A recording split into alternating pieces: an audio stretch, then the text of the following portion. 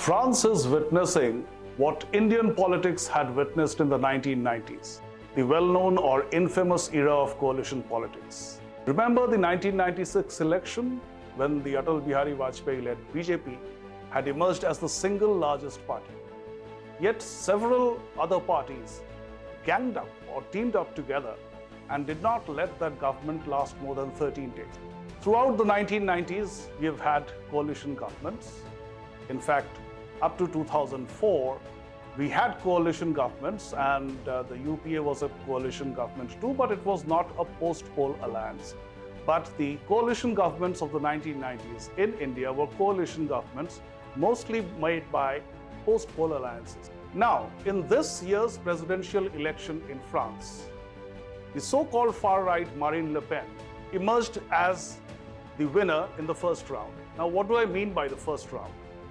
France has a different kind of an electoral system where there are two rounds of election, and in the second round, the winner and the runner-up of the first round are the only ones in the fray, so that the final winner gets a decisive mandate, which means more than 50% of the seats.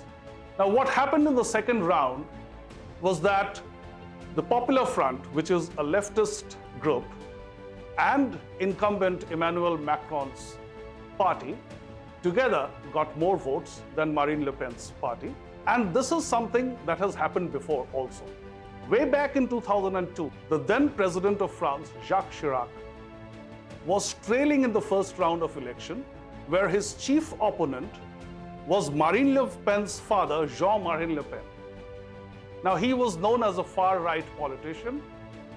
He secured the second most number of votes in the first round, leaving behind another contender, Lionel Jospin, who would have otherwise given a tougher challenge to Jacques Chirac in the final round.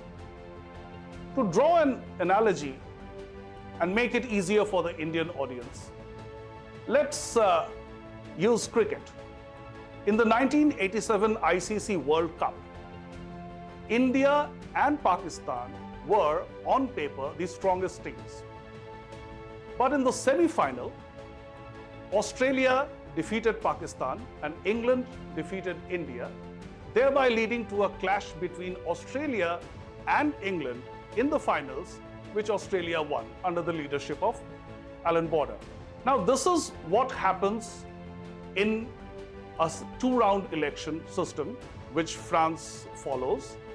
And this model, however, is often suggested by some pundits as an alternative to India's first-past-the-post system. You must have heard of the constant cribbing since 2014 that Narendra Modi does not enjoy more than 50% of the votes. This is nothing new. It has always happened, or happened most of the time after the era of Jawaharlal Nehru. None of the parties that formed the central government ever after Jawaharlal Nehru enjoyed more than 50% of the popular votes. Now, they say that if we too adopt a two-round system, then in the second round, there will be a very tough fight only between the winner and the runner-up, and who knows, maybe the runner-up will win. But look at what has been happening in France because of this two-round system.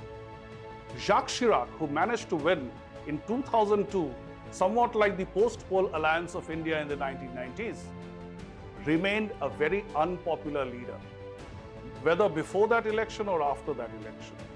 Now, Marine Le Pen, even in the previous election, had emerged as a very strong contender. This time, she was leading in the first round.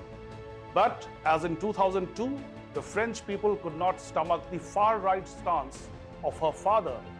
This time, somehow, the other parties got panicked by the rise of Marine Le Pen, and she was defeated by what can be compared to a post-poll alliance like it happened in India in the 1990s.